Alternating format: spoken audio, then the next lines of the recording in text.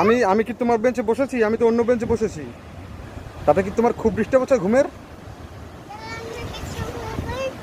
হ্যাঁ, আচ্ছা ঠিক আছে, ঠিক আছে যাও।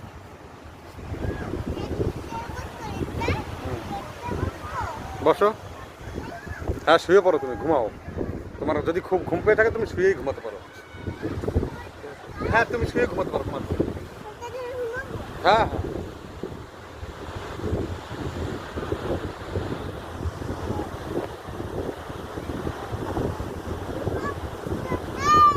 আমি এখানে ঘুমাবো।